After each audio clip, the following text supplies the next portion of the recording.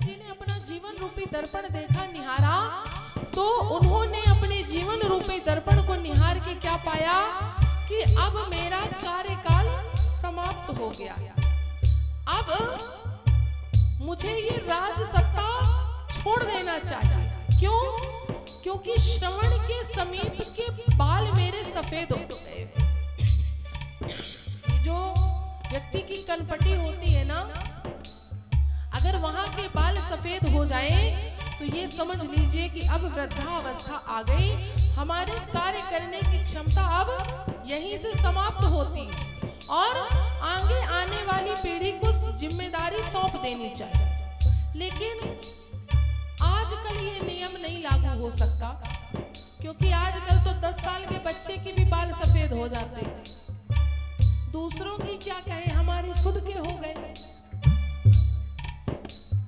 तो अब जो सफेद बाल वाला नियम है वो तो अब नहीं चल सकता, क्योंकि जिनके सफेद बाल नहीं होने चाहिए उनके सफेद हो रहे हैं, और जिनके सफेद होने चाहिए उनके काले रहते हैं।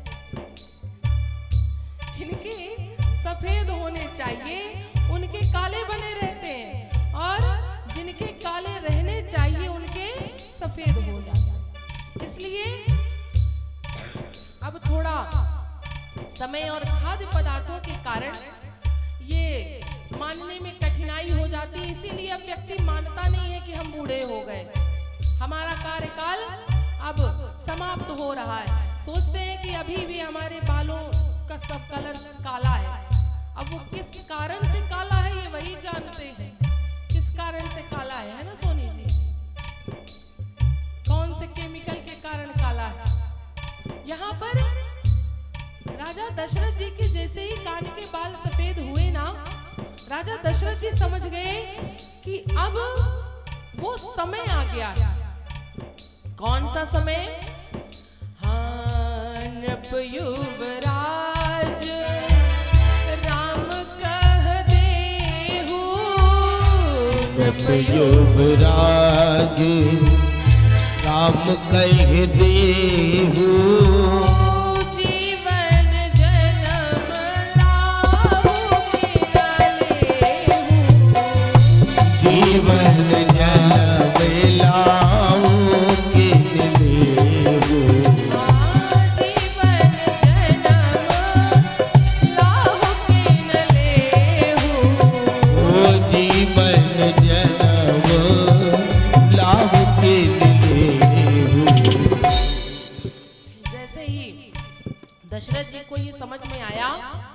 दशरथ जी ने तुरंत विचार किया कि अब मैं अविलंब राम को युवराज पद पर बिठा दूंगा।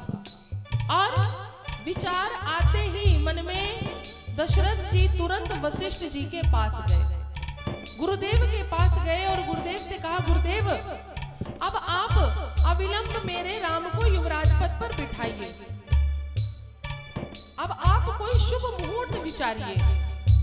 तब वशिष्ठ जी ने कहा कि राजन, ये जो आपके पुत्र राम है ना, इनको किसी शुभ मुहूर्त की आवश्यकता नहीं है। जिस दिन राम राजा बन जाएंगे, गद्दी पर विराजमान होंगे, वही दिन शुभ कहलाएगा, वही मुहूर्त शुभ कहलाएगा। क्योंकि आपके जो पुत्र हैं ये साक्षात शुभता का प्रतीक है। इनको शुभ मुहूर्त की आवश्यकता नहीं है, शुभ मुहूर्त बनते ही इन्हीं से है। इसलिए राजन, आप निश्चिंत होकर के अविलंब जाइए और राम को युवराज पद पर बिठाने की तैयारी करिए। राजन, मैं तो कहता हूं कि आप आज ही राम को युवराज पद पर बिठा दीजिए। वशिष्ठ जी ने बहुत प्रयास किया है कि राम आज ही राजा बन जाएं, क्योंकि अगर आज राम राजा नहीं बनेंगे तो 14 वर्षों का इंतजार करना पड़ेगा। इसलिए वशिष्ठ जी ने कहा कि राजन, आप देर मत करिए, आप अविलंब राम को राजा बनाइए। लेकिन दशरथ जी ने सोचा कि इतना बड़ा कार्य है, आज नहीं, मैं कल राम को राजा बनाऊं। जैसे ही मन में कल का नाम आया, सारी काया ही पलट गई। राजा दशरथ जी ने जैसे ही कल गल पे बात डाली। इधर सारे महल में सूचना हो गई कि राम कल राजा बनेंगे। सारे देवताओं को चिंता हो गई कि अगर राम राजा बन जाएंगे तो राक्षसों का संहार कौन करेगा। सारे देवता चिंतित हो गए। अब सारे देवता सरस्वती जी के पास जाकर के निवेदन करने लगे कि सरस्वती जी, अब आप ही हैं जो इस समस्या से हमको निकाल सकती हैं। अगर राम राजा बन जाएंगे तो हम सब आजीवन भर राक्षसों के त्रास में रहेंगे। इसलिए आप कुछ युक्ति करिए, आप कुछ यत्न करिए, आप कुछ ऐसा करिए कि राम राजा ना बने। तब माता सरस्वती ने कहा कि देवताओं, अयोध्या में ऐसा कोई नहीं है जो राम का विरोधी हो, राम के विमुख जा सके, राम के राज्याभिषेक को रोक सके। लेकिन जो अयोध्या वासी, एक अयोध्या में भी ऐसी नारी है जो अयोध्या की नहीं है। वो कौन है? मंथरा। मंथरा माता कैकेयी के यहाँ से आई, दासी के रूप में आई। और मंथरा कभी भी राम जी का हित नहीं चाहती थी। मंथरा सदैव भरत जी से स्नेह करती थी। और वही एक ऐसी है जो राम जी के विमुख जा सकती है, उनसे विद्रोह कर सकती है। सरस्वती जी ने कहा कि देवताओं, अब आप निश्चिंत हो जाइए, मैं मंथरा की बुद्धि पर विराजमान हो जाऊंगा। और माता सरस्वती मंथरा की बुद्धि पर विराजमान हुई। और जैसे ही मंथरा की बुद्धि पर विराजमान हुई तो मंथरा ने जैसे ही जाना कि कल राम का राज्याभिषेक है, राज तिलक है, तो मंथरा कैकेयी जी के पास आई और माता कैकेयी से कहने लगी कि कैकेयी, आज तुम्हारे साथ बड़ा गलत हो रहा है, तुम्हारे साथ बड़ा पक्षपात हो रहा है और मैं तुम्हारे साथ ऐसा होते हुए नहीं देख सकती। यहाँ पर मंथरा ने माता कैकेयी को नाना प्रकार से समझाया, लेकिन माता कैकेयी मानने को तैयार है। क्यों? क्योंकि सारी अयोध्या में, या ये कहें कि सारी सृष्टि में, श्री रघुनाथ जी से यदि सबसे अधिक कोई प्रेम करता है तो वो माता कैकेयी। कौशल्या माता से भी ज्यादा प्रेम यदि राम जी को कोई करता है तो माता कैकेयी करती है, और उनसे अधिक स्नेह राम जी माता कैकेयी से करते हैं। जब से भगवान का प्रादुर्भाव हुआ है तब से श्री रघुनाथ जी अपनी माता कौशल्या के साथ नहीं सोते थे, वो माता कैकेयी के साथ सोते थे, उनके साथ निवास करते थे, उनके साथ खेलते थे, उनके साथ खाते थे। लेकिन आज उन्हीं माता कैकेयी को रघुनाथ जी ने एक पत्थर का हृदय दे दिया। क्यों? क्योंकि जानते हैं राम जी कि इस सृष्टि में अगर ये कार्य कोई कर सकता है तो वो मेरी माता कैकेयी कर सकता है। देखिए, जब कोई किसी से अधिक प्रेम करे ना तो उस प्रेम के वशीभूत होकर व्यक्ति कुछ भी कर सकता है, उसके कुछ भी करने को तैयार हो जाता है। राम जी जानते हैं कि कैकेयी जी से मैं जो कहूंगा माता कैकेयी से, वो मेरे प्रेम के वशीभूत होकर माता करने को तैयार हो जाएंगे। इसलिए एक दिन बाल्यावस्था में ही राम जी खेल रहे थे चारों भाइयों के साथ। माता कैकेयी बैठी हुई थी। राम जी ने पीछे से आकर के माता कैकेयी की आंखों को बंद किया और कहा, पहचानिए कौन है। माता कैकेयी ने सोचा कि मेरा राम तो ऐसा नहीं कर सकता है, ये जरूर लखन लाल होंगे। और उन्होंने कहा, तुम लक्ष्मण हो ना? राम जी ने कहा, नहीं माता, मैं आपका पुत्र राम हूं और आप हार गई माता। अब मैं जो आपसे मांगूंगा वो आपको मुझे देना पड़ेगा। माता कैकेयी ने कहा, ठीक है राम, मांगो, क्या मांगते हो? तब माता कैकेयी से राम जी ने वचन लिया कि माता, आप मुझको वचन दीजिए, क्योंकि मैं जो मांगने जा रहा हूं इसको देने के बाद आपका कोई सम्मान नहीं करेगा, आप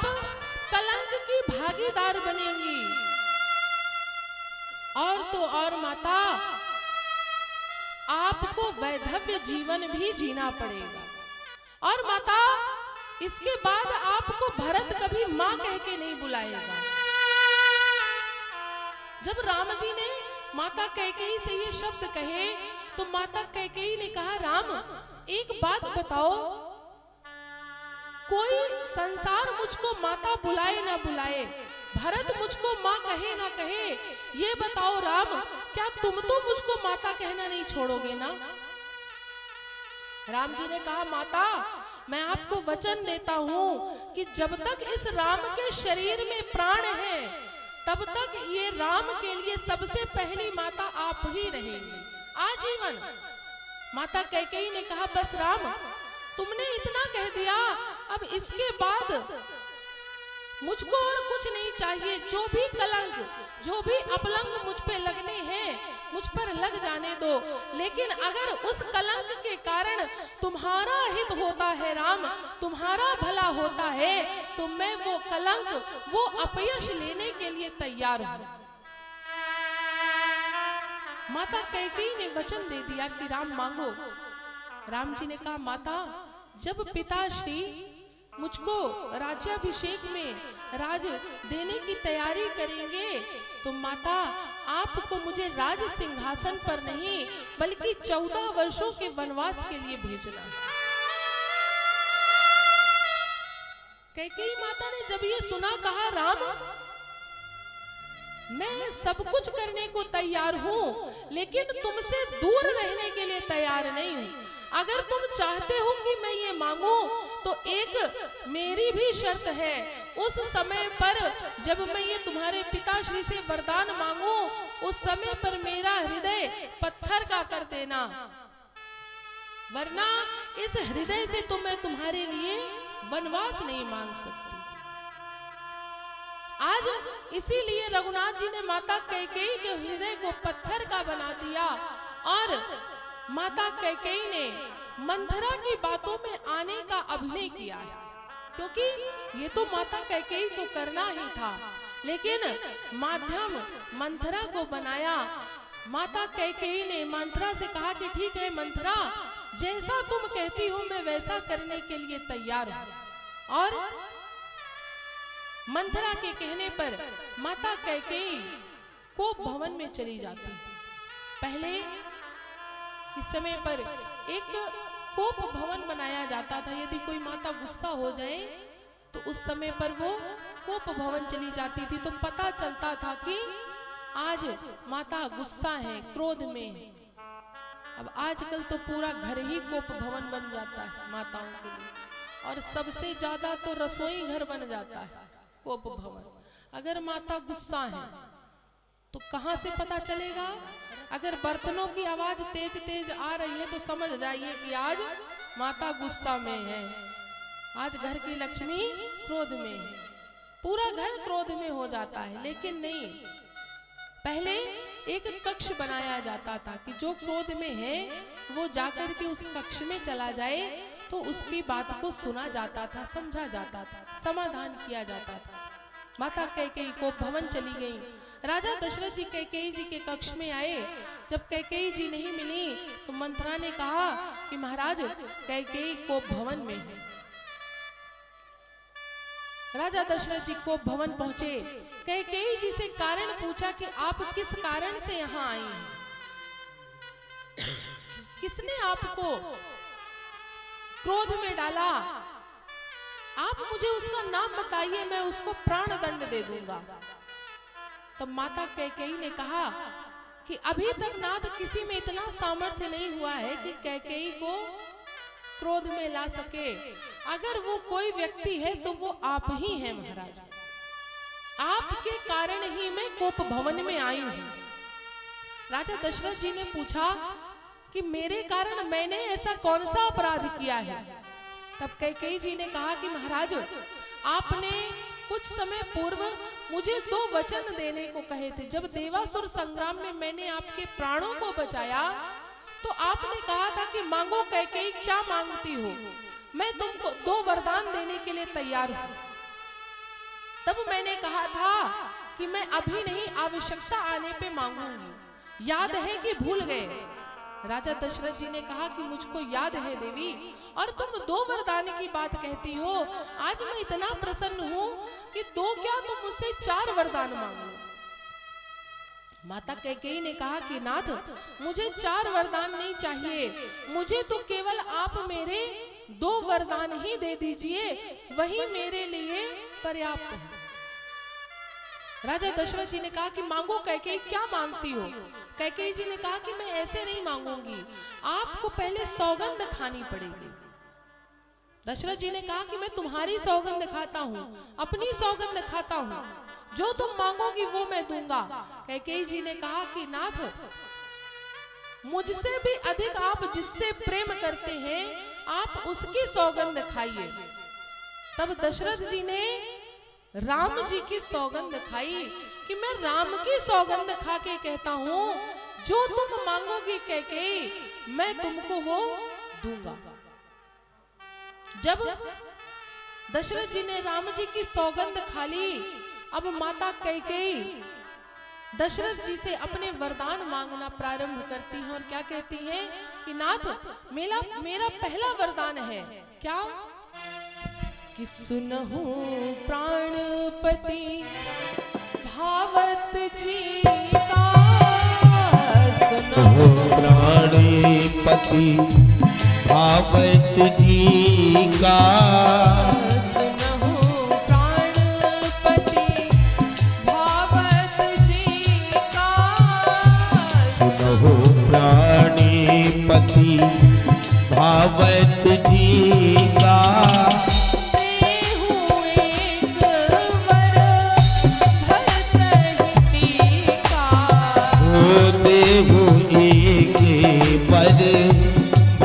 तहि टीका, देहु एक वर भरतहि टीका, देहु एक वर भरतहि टीका।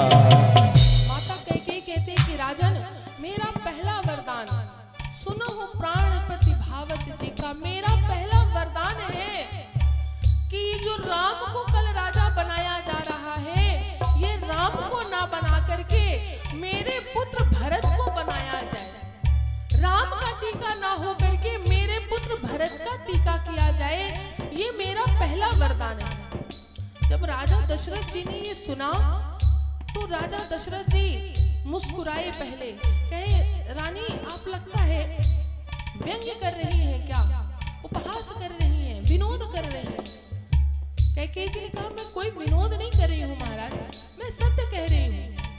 मेरा पहला वरदान ही यही है कि राम की जगह मेरे पुत्र भरत का टीका हो।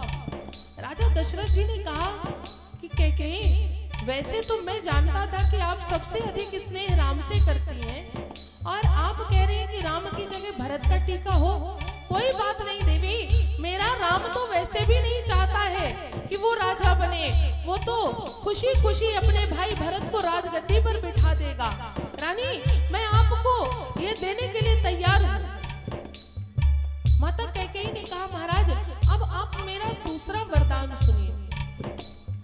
अब माता कैकेयी अपने आप को, अपने हृदय को मजबूत किया और हाथ जोड़ करके राजा दशरथ के आगे खड़ी हो गई और कहने लगी महाराज, मेरा दूसरा वरदान अब आप सुने। क्या कहती है माता कैकेयी?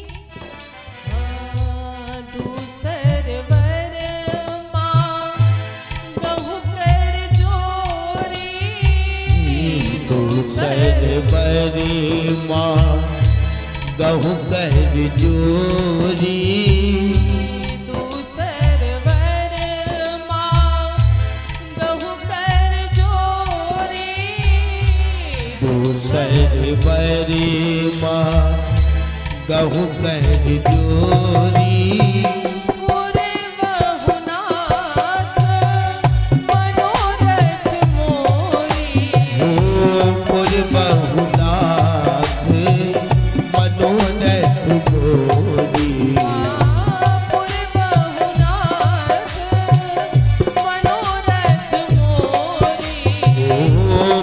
बहुनाथ मनोरथ मोरी।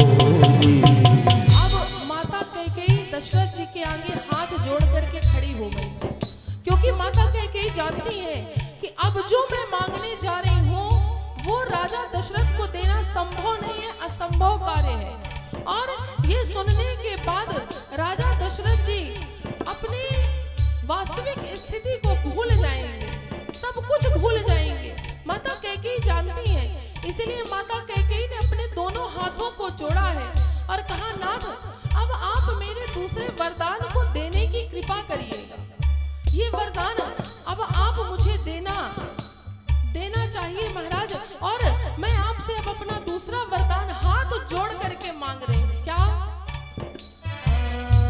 तापस वेश विशेष उदासी, तापस वेश विशेष उदासी, तापस वेश विशेष उदासी, तापस वेश विशेष उदासी, 14 बरस राम वनवासी, ओ 14 बरस राम वनवासी, 14 बरस राम वनवासी, ओ 14 बरस राम वनवासी।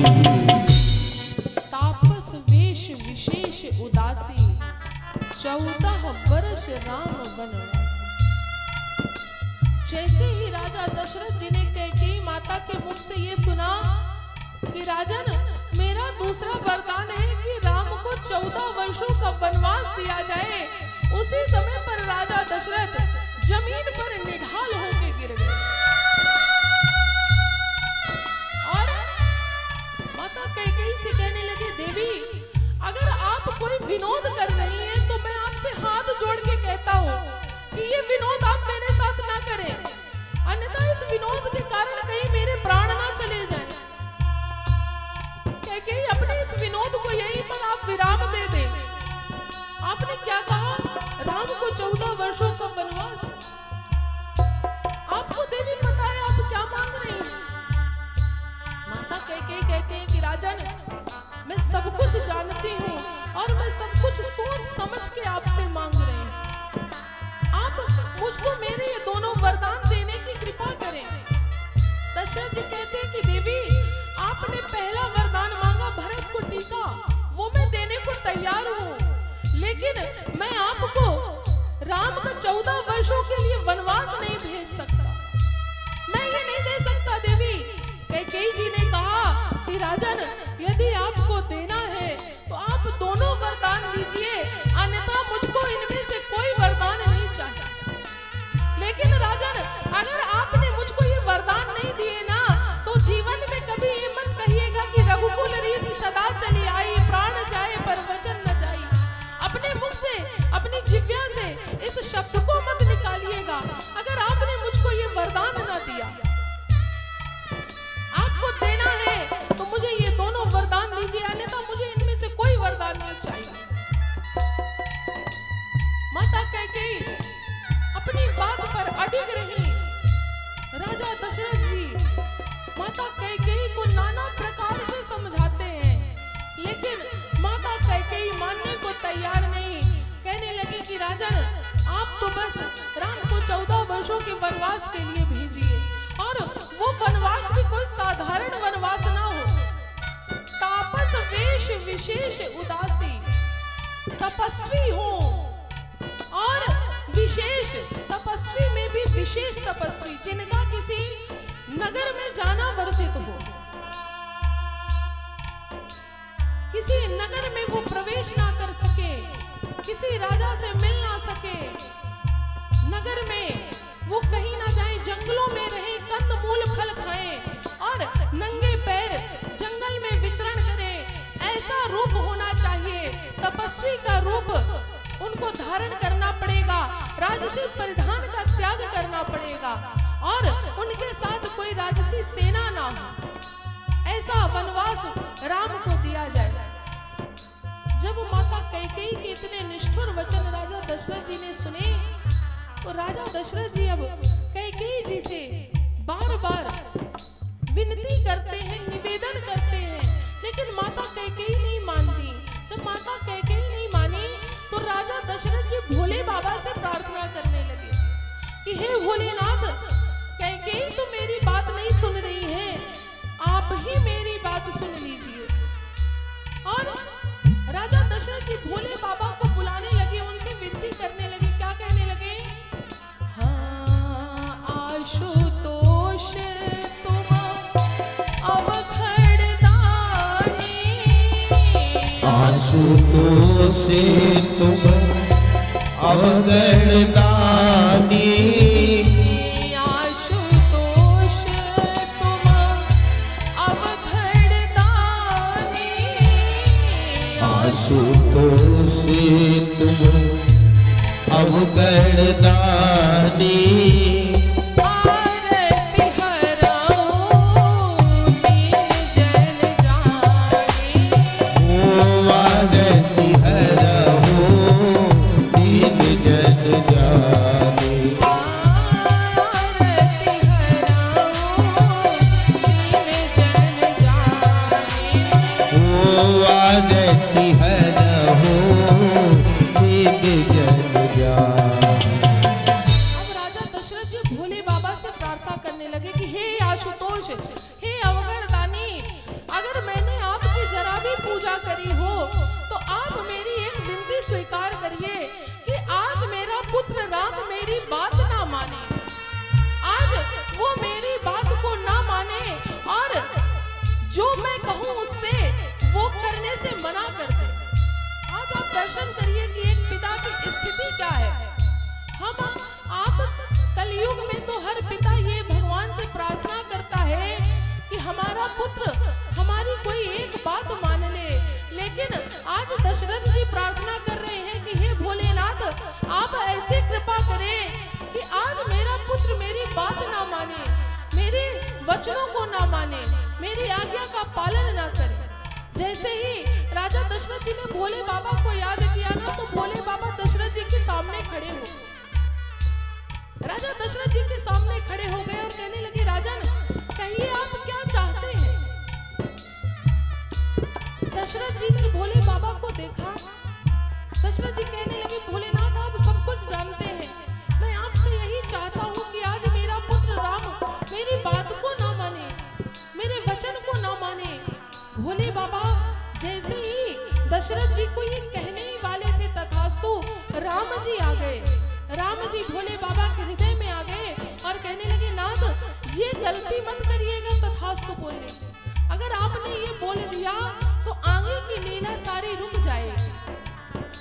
भोलेनाथ कहते हैं कि राघव प्रभु, आपके पिता इतने उद्विग्न हो रहे हैं, मैं अपने आप को रोक नहीं पा रहा हूँ, उनकी ये स्थिति मुझसे देखी नहीं जा रही है। राम जी ने कहा कि भोलेनाथ आप ही कुछ कर सकते हैं और मैं जानता हूँ आप ही करेंगे, मेरे पिताश्री को तैयार आप ही कर सकते हैं और कोई सामर्थ्य नहीं है कि मुझको वन जाने के लिए मेरे पिता भेज दें, आप ही कुछ कर सकते हैं। तो भोले बाबा ने दशरथ जी से कहा कि दशरथ जी एक बार आप और सोच लीजिए, मन में विचार कर लीजिए, अपनी आंखों को बंद करिए और एक बार विचार करिए। अब राजा दशरथ जी ने अपनी आंखों को जैसे ही बंद किया तो राजा दशरथ जी की आंखों के आगे उनके पूर्वजों का चरित्र चलने लगा। उनके पूर्वजों का चरित्र आंखों के सामने आ गया कि किस प्रकार से उनके पूर्वजों ने धर्म की रक्षा के लिए अपने प्राण, अपना राज्य सब कुछ निछावर कर दिया।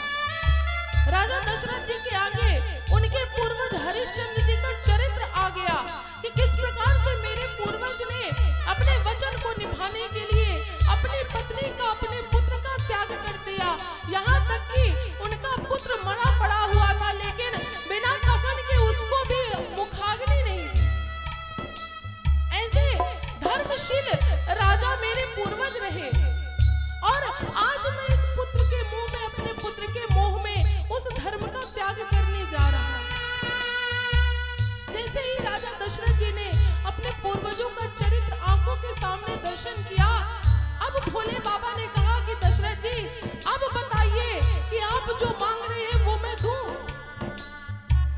दशरथ जी कुछ बोल नहीं पा रहे। यहाँ पर दशरथ जी ने भोलेनाथ को अपनी मौन स्वीकृति दी है कि ठीक है प्रभु, आप जैसा चाहे वैसा करें। भोले बाबा चले गए और अब दशरथ जी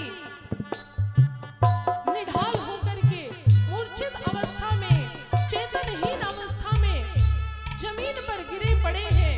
माता कैकेयी ने सुमंत जी को बुलाया और सुमंत जी से कहा कि सुमंत, आप जाओ और राम को लेकर के आओ। सुमंत जी राम जी के कक्ष में गए और राम जी से कहा कि रघुनाथ, आपको माता कैकेयी ने, आपके पिताजी ने याद किया है। अब रघुनाथ जी, राम जी माता कैकेयी के कक्ष में आते हैं और पिताजी की जैसे ही अवस्था देखी तो रघुनाथ जी पूछते हैं कि माता, मुझसे ऐसा क्या अपराध हो गया कि मेरे पिता की ये स्थिति हो गई, मेरे पिता ऐसी अवस्था को प्राप्त हुए। माता कैकेयी ने रघुनाथ जी के सर पे हाथ रखा और कहा, राम, तुमसे कभी कोई अपराध नहीं हो सकता, ये तुम्हारा अपराध नहीं है, ये तो मैंने तुम्हारे पिता से अपने 2 वचन मांगे हैं, उस कारण से तुम्हारे पिता की ये स्थिति हुई है। राम जी ने कहा, माता कौन से वचन मांगे? माता कैकेयी ने सारी बात बताई। जैसे ही राम जी ने भरत जी का टीका सुना, भरत जी का टीका सुनते ही राम जी बड़े प्रसन्न हुए। कहा, माता ये तो बड़ी अच्छी बात है कि मेरा भाई राजा बनेगा, पिताजी इसमें दुखी क्यों हो रहे हैं? माता कैकेयी ने कहा कि राम, मैंने तुम्हारे लिए 14 वर्षों का वनवास मांगा है। जैसे ही राम जी ने वनवास सुना तब तो राम जी और प्रसन्न हो गए और कहने लगे, माता, आज से पहले इतना बड़ा उपकार मेरे साथ और किसी ने नहीं किया। आपने मुझ पर बहुत बड़ा उपकार किया है, मुझ पे जो आपने मेरे लिए वनवास मांगा है। अगर आप वनवास ना मांगते तो मुझे संतों के दर्शन प्राप्त करने को नहीं मिलेंगे। माता, आज आपने मेरे ऊपर बहुत बड़ा उपकार किया और पिताश्री, ये कोई दुखी होने वाली बात नहीं है, ये तो प्रसन्नता की बात है। और आप दुखी क्यों होते हैं? ये 14 वर्षों का समय ना तुरंत निकल जाएगा पिताश्री। आप भरत भी बहुत अच्छा राजा बनेगा पिताश्री, आप भरत को राज सिंहासन पर बिठाइएगा और मैं बस 14 वर्षों की तो बात है, वनवास काल पूर्ण करके चला आऊंगा। दशरथ जी कुछ बोल नहीं पा रहे हैं, कुछ कह नहीं पा रहे हैं। माता कैकेयी की आज्ञा लेकर के रघुनाथ जी माता कौशल्या के कक्ष में गए। माता कौशल्या अभी सब बातों से अनजान है। माता कौशल्या के कक्ष में जब राम जी गए तो राम जी से माता कौशल्या ने पूछा कि रघुनाथ, अभी क्या तुमने स्नान नहीं किया, तुमने अपना परिधान नहीं बदला? आओ मैं तुमको स्नान कराऊं, तुम्हारे लिए आज के लिए मैंने नवीन वस्त्र बनवाए, परिधान बनवाए हैं। जब माता कौशल्या ये राम जी से कह रही थी तो राम जी ने कौशल्या जी से कहा, माता, आज पिताश्री ने सत्य में जो धर्म होता है, आज पिताश्री ने पूरा धर्म निभाया है। माता कौशल्या ने कहा, मैं समझी नहीं राघव। तब राम जी कहते हैं कि माता ये बताइए कि बड़े भाई को कौन सा राज्य मिलना चाहिए, छोटा राज्य मिलना चाहिए या बड़ा राज्य मिलना चाहिए? माता कौशल्या ने कहा कि राम, नियम तो ये कहता है कि बड़े पुत्र को बड़ा राज्य मिलना चाहिए और छोटे पुत्र को छोटा राज्य मिलना चाहिए। राम जी ने कहा, माता, आज मेरे पिता ने बहुत सुंदर न्याय किया है, मैं बड़ा हूँ इसलिए पिताश्री ने मुझको बड़ा राज दिया है कि पिता दीन मोहि कानन राजो, मुझे जंगल का राज प्रदान किया और मेरा भाई भरत छोटा है इसलिए उसको अयोध्या का राज प्रदान किया। आज बड़ा सुंदर न्याय किया मेरे पिताश्री ने। माता कौशल्या अब समझ नहीं पाई कि राम क्या कहा, तुमको पिताश्री ने कौन सा राज दिया? तब राम जी ने कहा कि माता, मुझको 14 वर्षों का वनवास प्राप्त हुआ है और राम को भरत को राज सिंहासन प्राप्त हुआ। माता कौशल्या ने कहा कि राम ये बताओ, ये बात तुमसे कही किसने, तुम्हारे पिता ने या किसी और ने?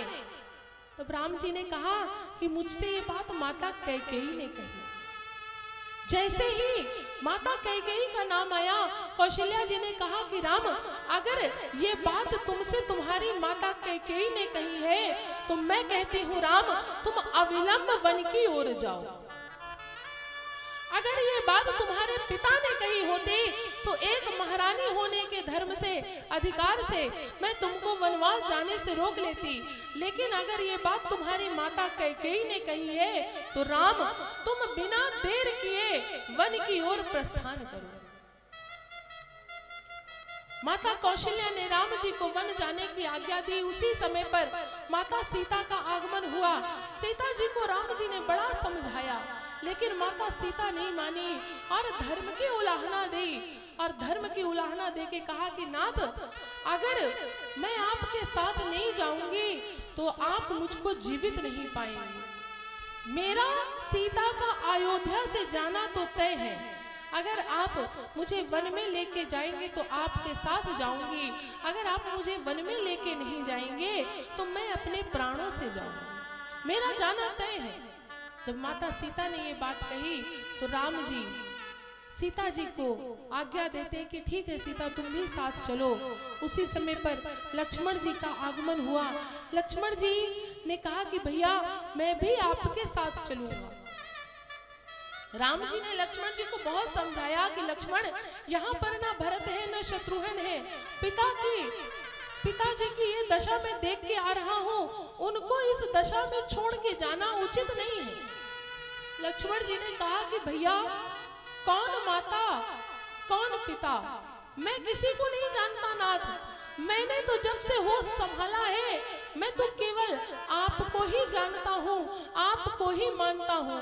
और लक्ष्मण जी क्या कहते हैं कि तुम ही मेरी नैया, किनारा तुम ही हो, तुम ही मेरी नैया, किनारा तुम ही हो, मेरी जिंदगी का सहारा तुम ही हो। तुम ही मेरी नैया, किनारा तुम ही हो, तुम ही मेरी नैया, किनारा तुम ही हो, मेरी जिंदगी का सहारा तुम ही हो, मेरी जिंदगी का सहारा तुम ही हो।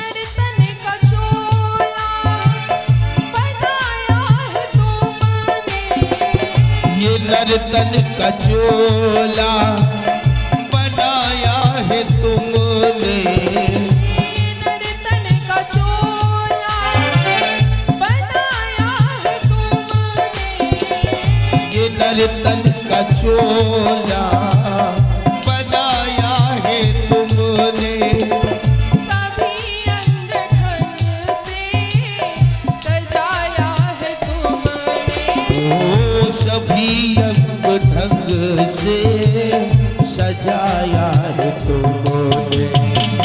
तुम ही मेरी नजर, जय हो, नजारा तुम ही हो, ओ तुम ही मेरी नज़रे, नजारा तुम ही हो, मेरी जिंदगी का सहारा तुम ही हो, मेरी जिंदगी का सहारा तुम ही हो, मेरी जिंदगी का सहारा तुम ही हो, ओ मेरी जिंदगी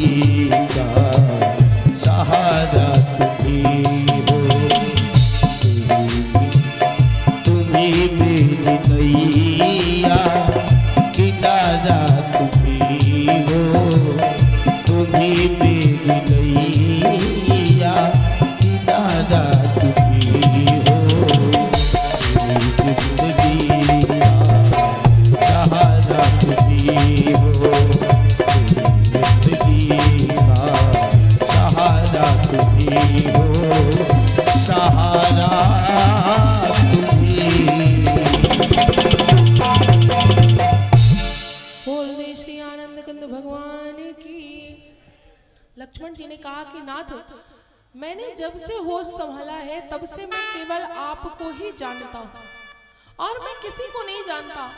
अगर आप मुझको साथ में लेके नहीं जाएंगे ना नाथ, तो आपका लक्ष्मण जीवित नहीं रह पाएगा। मैं सत्य कहता हूँ, सौगंध खाता हूँ नाथ, आप अयोध्या से गए और इधर लक्ष्मण ने भी अपने प्राणों को त्याग दिया। इसलिए नाथ, अगर आप चाहते हैं कि आपका भाई लक्ष्मण जीवित रहे तो आपको मुझे साथ में लेके जाना पड़ेगा। जब लक्ष्मण जी की इन बातों को राम जी ने सुना तो राम जी ने कहा कि ठीक है लक्ष्मण, एक काम करो, तुम जाकर के माता सुमित्रा से आज्ञा लेके आओ। अब लक्ष्मण जी सुमित्रा जी से के पास जाते हैं और यहाँ पर लक्ष्मण जी ने आज्ञा नहीं ली है। यहाँ पे लक्ष्मण जी गए और माता सुमित्रा से कहा कि माता, मैं भैया और भाभी के साथ वन की ओर जा रहा हूं 14 वर्षों के लिए।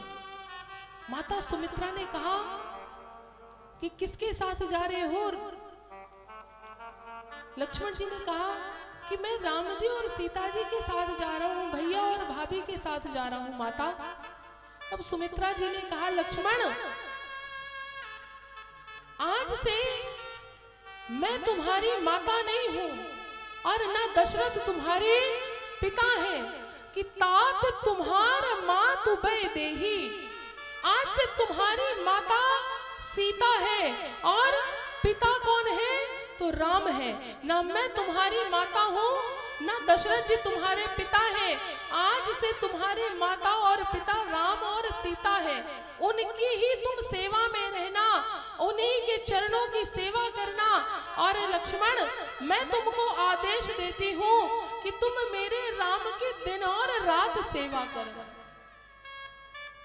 उनकी सेवा में कोई कमी नहीं होनी चाहिए। लक्ष्मण, मैं तुम्हें आदेश देती हूँ। और एक बात कहूँ लक्ष्मण, जब 14 वर्षों के बाद जब राम वनवास से आए ना, तो उसके मुख से ये नहीं निकलना चाहिए कि लक्ष्मण ने मेरी सेवा में कमी कर दी। उसकी तुम दिन और रात सेवा करना, उसको कभी अकेला मत छोड़ना, जितना हो सके उसकी सेवा में लगे रहना। आज से मैं तुमको राम को सौंपती हूँ। आज से तुम राम की सेवा में रहो। देखिए, एक निवेदन करें यहाँ पर कि हम आप सभी माता कौशल्या के पुत्र को वनवास हुआ ये जानते हैं। माता कैकेयी ने क्या त्याग किया ये भी हम सबको पता है। लेकिन इस मानस में यदि किसी ने निस्वार्थ त्याग किया है, निस्वार्थ प्रेम किया है, तो वो माता सुमित्रा ने किया है। ना माता सुमित्रा के पुत्र को राज सिंहासन मिलना था, ना उनके पुत्र को वनवास जाना था, लेकिन धन्य है माता सुमित्रा और धन्य है उनका राम जी के प्रति प्रेम। जो निस्वार्थ भाव से किया जाए ना, सत्य में प्रेम वही होता है। और माता सुमित्रा राम जी से निस्वार्थ भाव से प्रेम करती हैं। आज इसीलिए उन्होंने सहर्ष ही लक्ष्मण जी को राम जी को सौंप दिया, उसी प्रेम के वशीभूत हो गए। और माता सुमित्रा की त्याग की पराकाष्ठा तो तब पार हो गई जब लक्ष्मण जी को संजीवनी बूटी लगी, जब लक्ष्मण जी को शक्ति लगी और हनुमान जी संजीवनी बूटी लेके जा रहे थे और भरत जी ने जब हनुमान जी को धनुष बाण मारा, तो जब हनुमान जी पृथ्वी पर गिरे ना और उन्होंने सारी बात बताई कि लक्ष्मण जी को शक्ति लग गई है, मैं संजीवनी बूटी लेके जा रहा हूं, तो सुमित्रा जी ने हनुमान जी से कहा कि हनुमान, तुम राम को मेरा एक संदेश दे देना कि माता सुमित्रा ने कहा है कि अगर तुम्हारे कार्य में लक्ष्मण के प्राण चले जाए तो उसकी चिंता मत करना, विधाता ने मुझको एक और पुत्र दिया है। मैं शत्रुघ्न को तुम्हारी सेवा में भेज दूंगी, लेकिन सीता को लेके आना। लक्ष्मण के प्राणों की चिंता मत करना, मेरे पास दूसरा पुत्र भी अभी जीवित है। ऐसी है माता सुमित्रा। जब माता सुमित्रा के इन वचनों को माता कौशल्या ने सुना। माता कौशल्या अपने अश्रुओं को नहीं रोक पाई और जोर से हृदय से लगा लिया। हुताते तुम्हार मात में देही,